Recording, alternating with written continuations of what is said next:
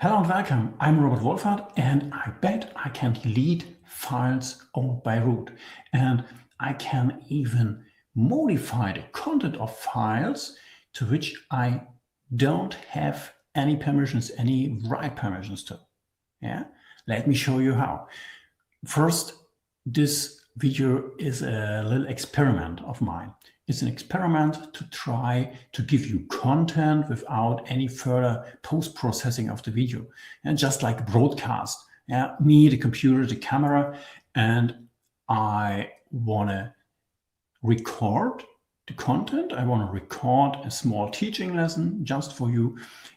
Say me if you like it or not, just below the video within the comments. Yeah. Okay, so let's start. Let's try as a normal user to delete files owned by root. And let's even try to modify them. So I start a screen share. I hope you'll see the screen share in a few seconds, if it works.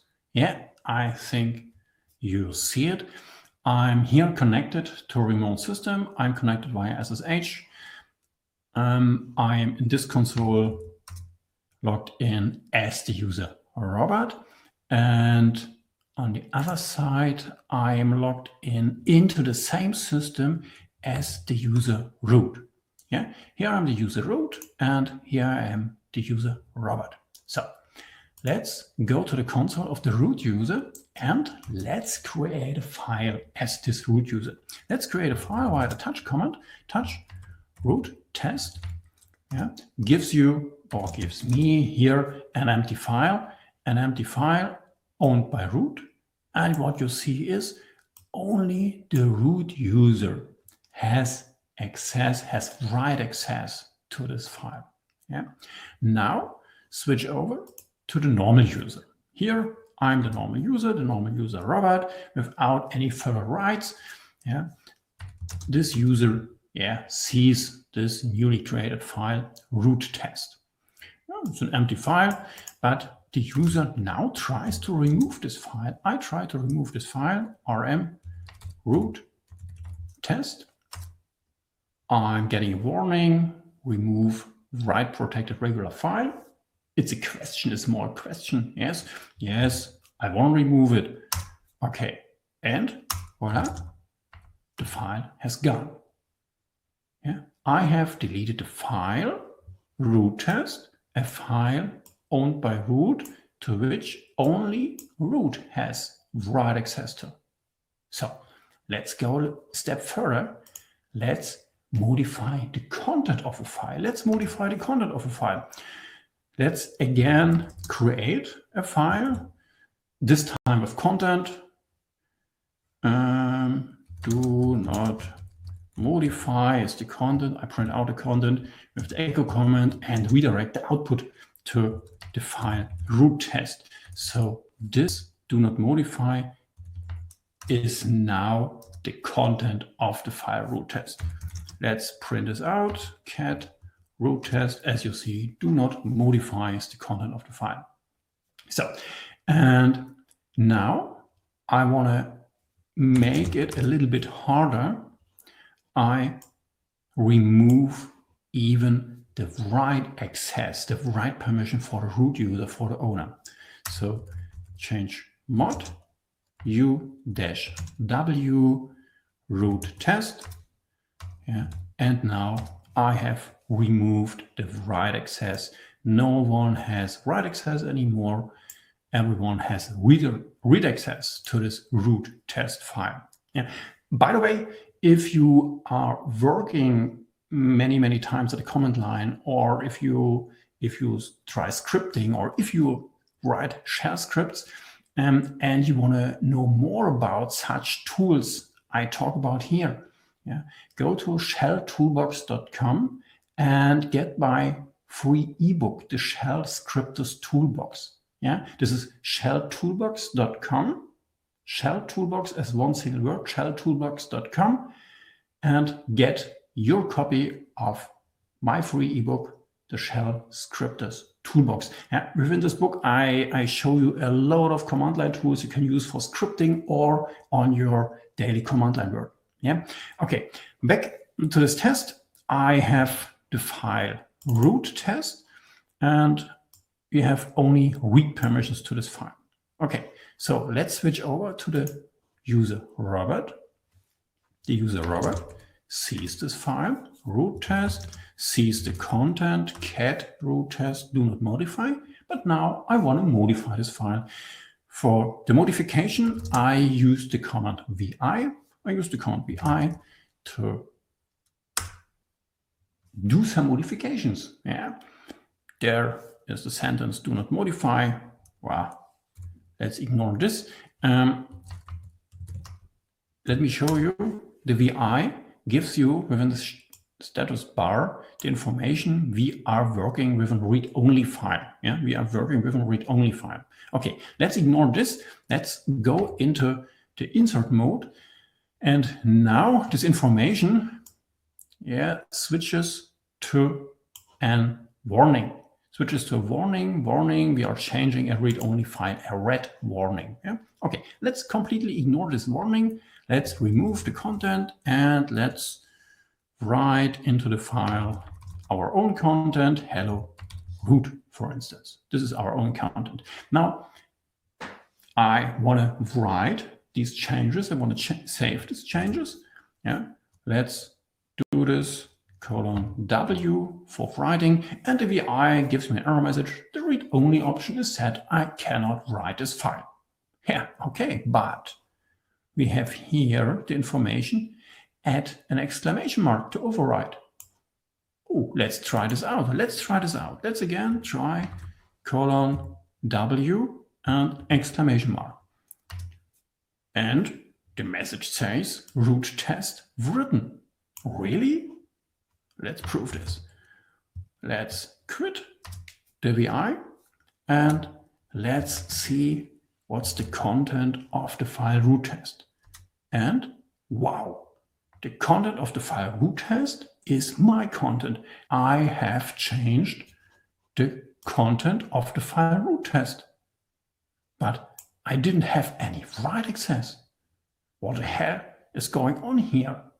Have I hacked the system? No, I haven't hacked the system. To understand how this worked, we need to discuss how files are stored within your file system and how permissions are enforced. So let me show you this with the whiteboard. Yeah, I turn the screen share off and I start the whiteboard. This is the whiteboard. And now I try to explain on the whiteboard how a file is stored on disk. If you write a file to disk, then the content of the file is stored within data blocks. Data blocks. So these are the data blocks on the right side. These are the data blocks, and all these data blocks on a disk are completely independent from each other. They don't form a file, but we want to have a file. Yeah, we want to have these 4 data blocks to form our root test file, the content of the root test file. So we need some object to describe the file, and this object to describe a file, this is the so-called inode. We have an inode. For every file, we have an inode, and the inode contains every piece of meta information we have for a file. Yeah? So every inode gets a number. This is important. Every inode gets a number, and let's take here the number 1, 2, 3, for instance, stored in the inode or as the ID of the inode. And now we have the meta information of the file. What are the meta information? The meta information of the file are the owner. The meta information of the file are the permissions. The meta information of the file are the timestamps. Yeah. Every file has 3 timestamps: modification time, change time, and access time. And all these information is stored within the inode. And then we have perhaps or surely some more information, some more metadata, and then we have, and this is important for our file, pointer. We have pointer, and these pointers points to our data blocks. These pointers point to our data blocks. So these whole things, all these things build together our file. Yeah, we have an inode. This is the file descriptor, and this inode references the data blocks, and within the data blocks we have the content of the file. But wait, where is the name of the file? Where is the name of the file?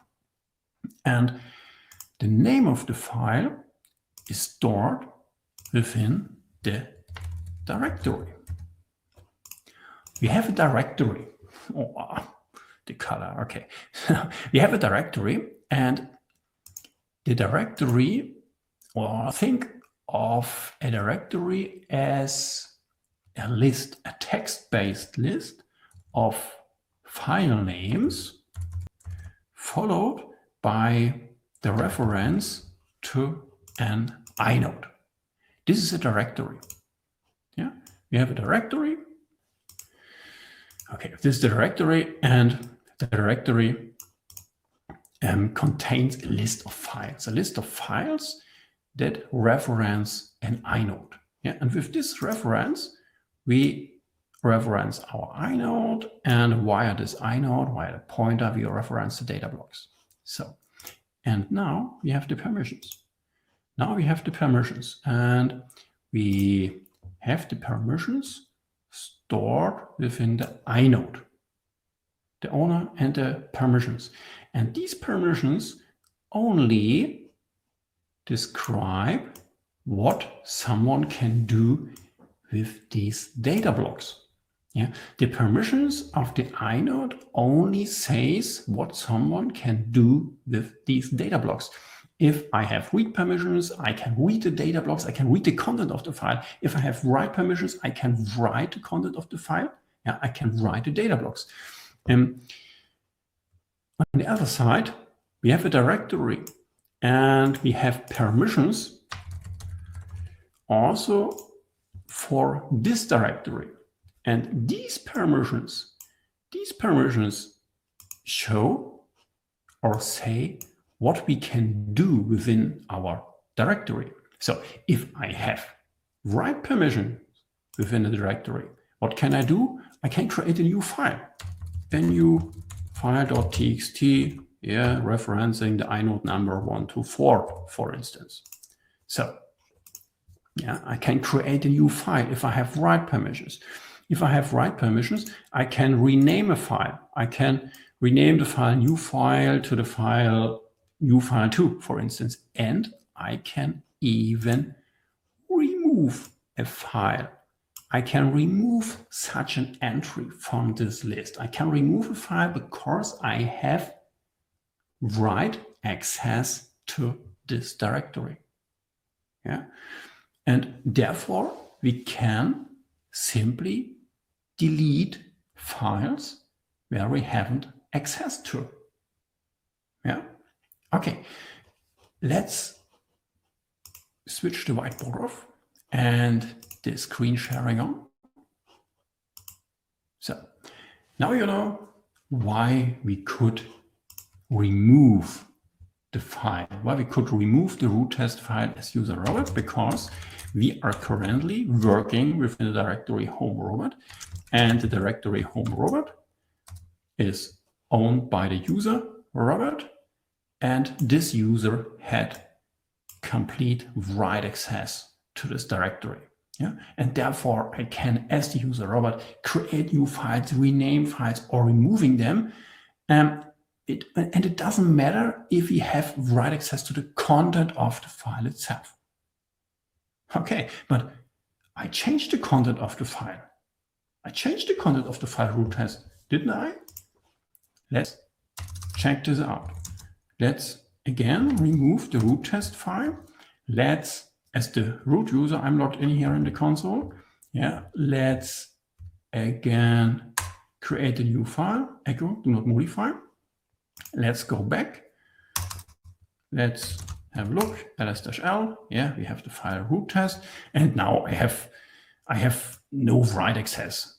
Yeah, I have no write access, and because I have no write access, I cannot append, for instance, any data to this file. Hello root, appended to root test, it doesn't work. Permission denied. The permissions are enforced by the kernel, by the file system. I cannot modify the content of the file. Wait, didn't I modify the content of the file? Yeah, with the VI? But what does the VI do? What did the VI do? Yeah, we have the file root test, and now I want to modify the file root test.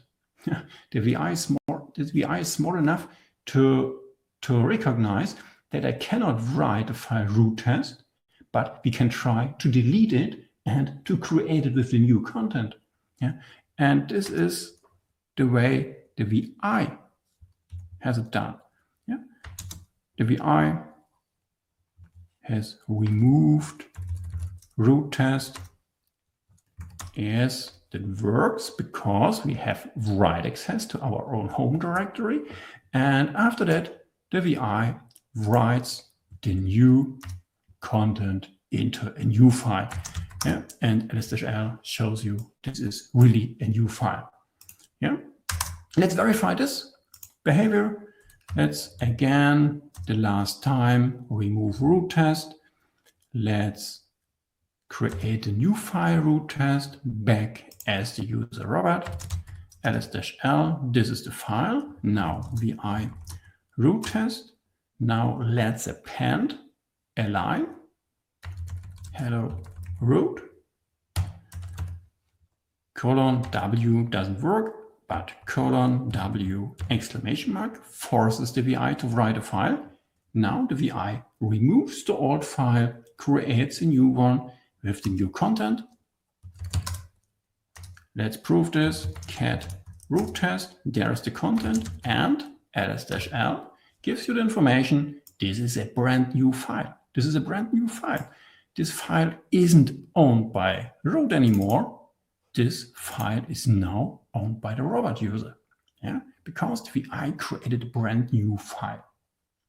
Yeah, so this is no voodoo, this is no hacking the system. You just have to know that write permissions to a directory are really, really powerful permissions. Yeah, so think twice before giving someone write access to a directory. Yeah, think it twice over. Okay, that was it. If you want to know more about such tools we used here, go to shelltoolbox.com and get your free copy of the ebook, the Shell Scripters Toolbox. If you like this video, let me know within the comments. If you don't like it, let me know it also. Yeah, I hope you enjoyed and see you next time.